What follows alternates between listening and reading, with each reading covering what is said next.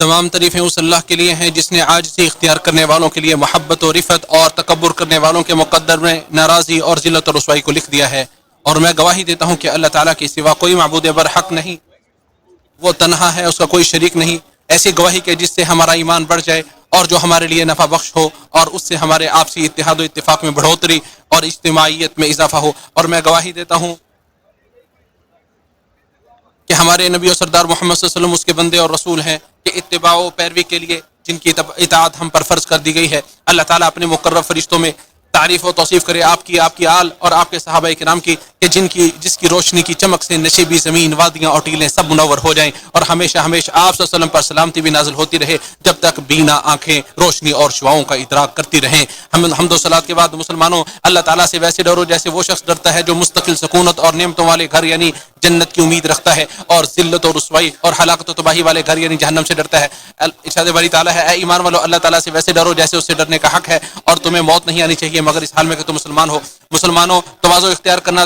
تکبر، گھمنڈی اور غرور و فخر سے اجتناب کرنا، عجب پسندی سے اعراض کرنا، اور بندگان خدا پر ظلم و زیادتی سے بچنا، یہ اعلیٰ اخلاق، بلند پایہ اوصاف اور قابل تعریف عادات و خصائل میں سے ہیں۔ تواضع اختیار کیجئے جب آپ کا مقام و مرتبہ بلند ہو، تواضع اختیار کیجئے جب آپ کا مقام و مرتبہ بلند ہو۔ آدمی کی عاجزی و انکساری عقل مندی کے خصائل میں سے ہے۔ عاجزی و انکساری اختیار کیجئے جب لوگوں میں آپ کا اقبال بلند ہو۔ قوم کا عظیم انسان وہی ہوتا ہے جو متواضع اور خاکسار ہوتا ہے۔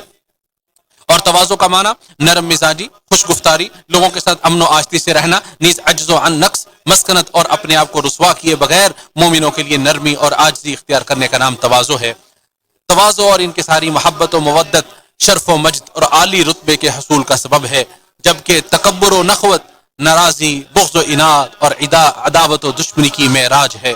ابو حاتم فرماتے ہیں، بغض و نفرت کے لیے تکبر جیسی کوئی چیز نہیں، جیسے محبت کے حصول کے لیے تواضع جیسی کوئی چیز نہیں۔ سب سے بہترین وہ آدمی ہے جو بلند پایا مقام رکھنے کے باوجود عاجزی اور انکساری اختیار کرتا ہے، قدرت و طاقت ہونے کے باوجود معاف کر دیتا ہے، قوت و غلبہ ہونے کے باوجود بھی عدل و انصاف سے کام لیتا ہے۔ لوگوں میں سے بدترین وہ شخص ہے جو خود بھی متکبر، عجب پسند، مغرور، گھمنڈی، گردن فراز، فخر و تکبر کی وجہ سے سر بلند رکھنے والا، ناک چڑھانے والا، کہ جسے بے وقوفی اور جہالت نے اس قدر ہلکا بنا دیا کہ وہ اپنے مقام و مرتبہ کی حد پار کر بیٹھا، اپنے اوقات سے باہر نکل گیا، اپنے آپ کو سب سے اونچا سمجھنے لگا، جو اپنے ذمے کسی کا حق نہیں سمجھتا، اور یہ گمان کرنے لگا کہ اس کے مقام و مرتبہ اور عالی رتبے تک کسی کی رسائی نہیں ہو سکتی۔ اور عجب پسندی کا شکار متکبر شخص جب ترقی کرتا ہے، بلند مقام حاصل کرتا ہے یا کسی منصب پر فائز ہوتا ہے تو اپنا چارج سنبھالتے ہی ہر طرف شور و غوغا مچا دیتا ہے، اپنے تکبر و نخوت سے سارے ماحول کو خراب کر دیتا ہے، مکر و سازش اور کینہ کپٹ سے صاف شفاف فضا کو گدلا کر دیتا ہے، اتحاد و اتفاق کا شیرازہ منتشر کر دیتا ہے۔ اور جو شخص اپنے نفس کو اپنے مقام و مرتبے سے کم تر رکھتا ہے تو لوگ اسے اس کے مقام سے بھی زیادہ بڑھا دیتے ہیں، اور جو اپنے رتبے کی حدود کو پھلانگتا ہے تو لوگ اسے اس کے اپنے رتبے سے بھی اسے نیچے گرا دیتے ہیں۔ امام شافعی رحمہ اللہ فرماتے ہیں، لوگوں میں سے زیادہ قدر والا شخص وہ ہے جو خود اپنے مقام و مرتبے کو کچھ نہیں سمجھتا، اسی طرح لوگوں میں سب سے زیادہ فضل و شرف والا وہ ہے جو خود اپنے فضل و شرف کو کچھ نہیں دیکھتا۔ کسی شاعر نے کیا خوب کہا، لوگوں میں بے وقت اور عامی شخص ہی وقار والا اور محترم ہوتا ہے، قبیلے میں عاجز و انکسار شخص ہی عزت دار اور مکرم ہوتا ہے، خاکسار و متواضع شخص کی عظمت و وقار ہی اس کے رتبے کی حفاظت کرتے ہیں، فہم و فراست والا شخص اپنی ذہانت و فطانت سے مجد و شرف تک رسائی حاصل کر لیتا ہے۔ اللہ تعالیٰ کا ارشاد ہے، اور رحمان کے بندے وہ ہیں جو زمین پر نرمی سے چلتے ہیں۔ ابن کثیر رحمہ اللہ نے فرمایا، یعنی سکون اور وقار کے ساتھ، بڑائی اور تکبر کے ساتھ نہیں۔ اور اللہ تعالیٰ کا مزید ارشاد ہے، اللہ تعالیٰ نے مزید ارشاد فرمایا، یہ آخرت کا گھر تو ہم ان لوگوں کے لیے مخصوص کر دیتے ہیں جو زمین میں بڑائی یا فساد نہیں چاہتے، اور بہتر انجام تو پرہیزگاروں کے لیے ہے۔ ابن کثیر رحمہ اللہ نے فرمایا، اللہ تعالیٰ ہمیں بتا رہا ہے کہ آخرت کا گھر اور اس کی نہ ختم ہونے والی لازوال نعمتیں جنہیں اللہ تعالیٰ نے تواضع اختیار کرنے والے مومن بندوں کے لیے بنایا ہے، جو زمین میں بڑائی اور سرکشی نہیں چاہتے، یعنی اللہ تعالیٰ کی مخلوق پر اپنی برتری ظاہر کرنا، خود کو بلند کرنا، ان پر تکبر کرنا اور ان کے درمیان فساد پیدا کرنا ہی نہیں چاہتے۔ اللہ تعالیٰ کا مزید ارشاد ہے، اور زمین پر اکڑ کر نہ چل۔ امام قرطبی رحمہ اللہ نے فرمایا، اس میں تکبر کی ممانعت اور عاجزی اختیار کرنے کا حکم ہے۔ کسی شاعر نے کیا خوب کہا، زمین پر صرف نرمی اور عاجزی کے ساتھ چلو، کیونکہ اس کے نیچے کتنے ہی ایسے لوگ ہیں جو تم سے زیادہ بلند مقام کے حامل تھے، اور اگر تم شان و شوکت، حفظ و امان اور طاقت و عزت والے ہو تو کتنے ہی لوگ گزر چکے ہیں جو تم سے زیادہ عزت دار اور طاقتور تھے۔ اللہ تعالیٰ نے نیک اور برگزیدہ بندوں کی صفات کے بارے میں فرمایا ہے، اذلۃ علی المؤمنین، مومنوں کے حق میں نرم دل ہیں، یعنی وہ لوگ عزت اور بلند مرتبہ پر فائز ہونے کے باوجود مومنوں کے لیے نرم دل، متواضع، عاجزی اختیار کرنے والے، فروتن، آپس میں محبت کرنے والے، مہربان اور رحم دل ہیں۔ عیاض بن حمار رضی اللہ عنہ سے مروی ہے کہ رسول اللہ صلی اللہ علیہ وسلم نے ارشاد فرمایا کہ اللہ تعالیٰ نے مجھ پر وحی نازل کی ہے کہ تم لوگ تواضع اختیار کرو، یہاں تک کہ تم میں سے کوئی کسی پر زیادتی نہ کرے اور نہ کوئی کسی پر فخر کرے۔ اسے امام مسلم نے روایت کیا ہے۔ قرطبی رحمہ اللہ نے کہا، عاجزی و انکساری تکبر کی ضد ہے، اور تکبر دوسروں پر برتری ظاہر کرنے کو کہتے ہیں، لہٰذا عاجزی یہ ہے دوسروں کے لیے خاکساری اور فروتنی کا رویہ رکھا جائے۔ حاصل یہ ہے، خلاصہ یہ ہے کہ متکبر شخص اپنے آپ کو دوسروں پر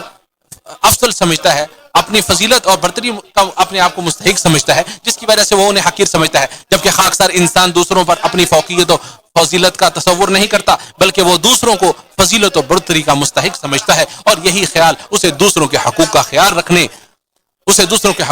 رکھتے ہوئے ان کے لیے عاجزی اختیار کرنے پر ابھارتا ہے۔ ابو ہریرہ رضی اللہ تعالیٰ عنہ سے مروی ہے کہ رسول اللہ صلی اللہ علیہ وسلم نے ارشاد فرمایا، صدقہ مال کو گھٹاتا نہیں ہے، بندے کے عفو درگزر کرنے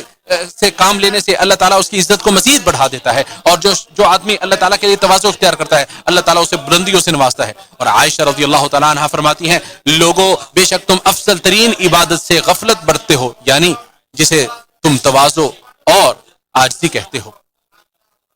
اسے ابو داؤد نے اپنی کتاب الزہد میں روایت کیا ہے۔ یحییٰ ابن کثیر فرماتے ہیں، تواضع کی بنیاد 3 چیزیں ہیں، مجلس میں رفعت و بلندی کی بجائے کم تر درجے پر راضی ہونا، کسی سے ملاقات کے وقت سلام میں پہل کرنا، اور نیکی اور خیر کے کام میں تعریف، شہرت اور ریاکاری کو ناپسند کرنا، بڑوں کی عزت، چھوٹوں پر شفقت، اپنے ہم عمر کا ادب و احترام، دوست کے ساتھ شائستگی کا سلوک، محتاجوں اور بے کسوں کے لیے مہربانی، فقراء و مساکین کے ساتھ حسن سلوک، بھٹکے ہوئے پوچھنے والے اور روشنی کے طلبگار کی رہنمائی کرنا، یہ سب تواضع اور عاجزی کی ہی صورتوں میں سے ہیں۔ مسلمانوں، ان لوگوں کے ساتھ تواضع اختیار کرو جن کے ساتھ تم گھروں میں رہتے ہو، جن کے ساتھ نان و نفقے اور روزی روٹی میں شریک ہو، ان کے ساتھ عاجزی و انکساری سے پیش آؤ جن کے ساتھ تم صبح و شام گزارتے ہو، اپنے اہل و عیال، بچوں اور عورتوں کے ساتھ بھی عاجزی سے پیش آؤ، اپنے والدین کے ساتھ تواضع سے پیش آؤ،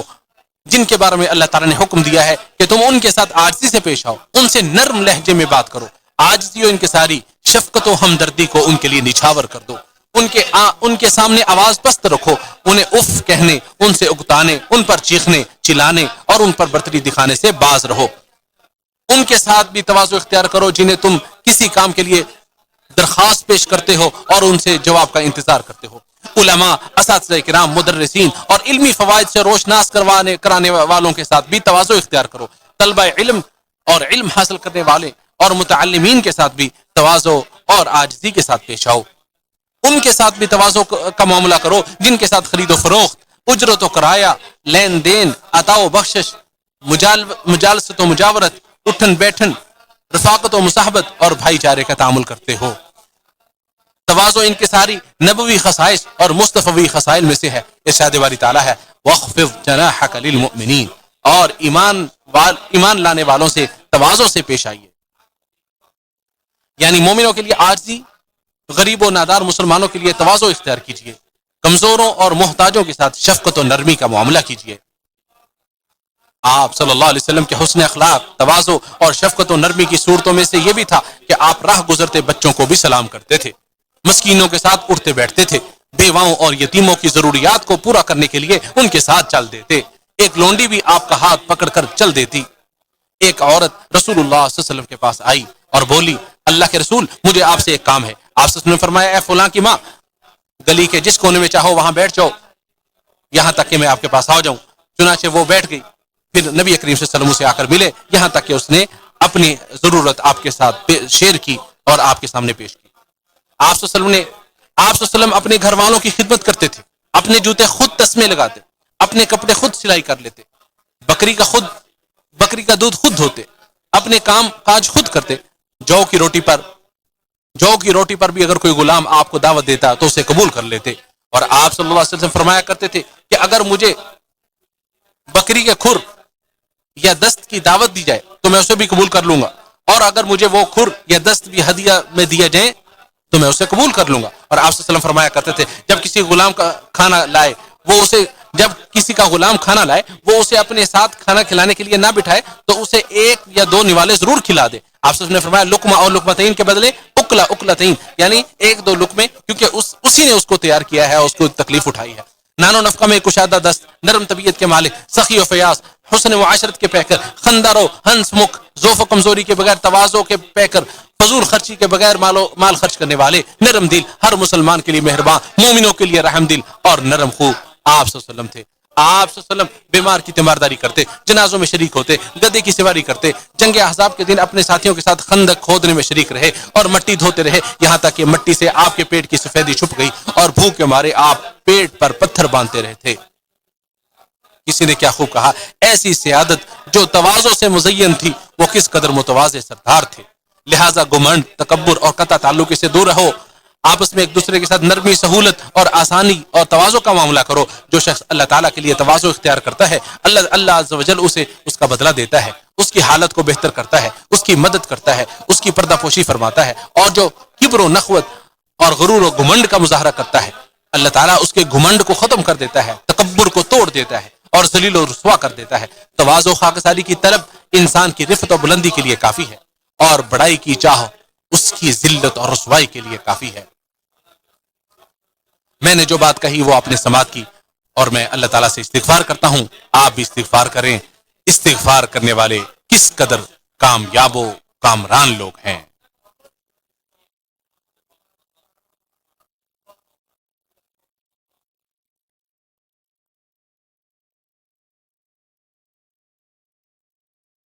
ہر قسم کی تعریف اس اللہ کے لیے ہے جو ہر اس شخص کو پناہ دیتا ہے جو اس کے لطف و کرم کا طلبگار ہوتا ہے، اور میں گواہی دیتا ہوں کہ اللہ تعالیٰ کے علاوہ کوئی معبود برحق نہیں، وہ تنہا ہے، اس کا کوئی شریک نہیں، جو بیماریوں کے علاج سے مایوس لوگوں پر انعام و احسان کرتے ہوئے ان کے لیے دوا اور علاج کا بندوبست کر دیتا ہے۔ اور میں گواہی دیتا ہوں کہ ہمارے نبی و سردار محمد صلی اللہ علیہ وسلم اس کے بندے اور رسول ہیں جن کی پیروی کرنے والا شخص ہدایت کے راستے پر گامزن ہو جاتا ہے، اور ان کی نافرمانی کرنے والا ضلالت و گمراہی اور ہلاکت و تباہی کے گڑھے میں جا گرتا ہے۔ ہمیشہ اور مسلسل درود و سلام نازل ہوتے رہیں آپ صلی اللہ علیہ وسلم پر، آپ کی آل اور صحابہ کرام پر۔ حمد و صلات کے بعد اے اللہ کے بندو اور مسلمانوں، اللہ سے ڈرو اور اس کی نگرانی کا احساس اپنے دل میں ہمیشہ قائم رکھو، اس کی اطاعت کرو، اس کی نافرمانی سے بچو۔ ارشاد باری تعالیٰ ہے اے ایمان والو اللہ تعالیٰ سے ڈرو اور سچوں کے ساتھ ہو جاؤ۔ اے مسلمانوں، تواضع 2 طرح کی ہوتی ہے، اعلیٰ اور ادنا۔ اعلیٰ تواضع یہ ہے کہ اللہ تعالیٰ کے لیے تواضع اختیار کرنا، اور ادنا تواضع اس کے علاوہ ہے۔ اس کی علامت یہ ہے کہ رب کی عظمت و جلال کے سامنے بندہ عاجزی اختیار کرے اور اس کی شان و شوکت اور عظمت و کبریائی کے سامنے فروتنی کا اظہار کرے۔ جب بھی بندے کے دل میں تکبر آتا ہے وہ رب کی عظمت کو یاد کر لیتا ہے تو اس کے نفس میں تواضع آ جاتا ہے۔ اللہ تعالیٰ کی عظمت و جلال کے احساس و شعور سے اس کے دل کا غرور ٹوٹ جاتا ہے اور اس کے روب و ہیبت سے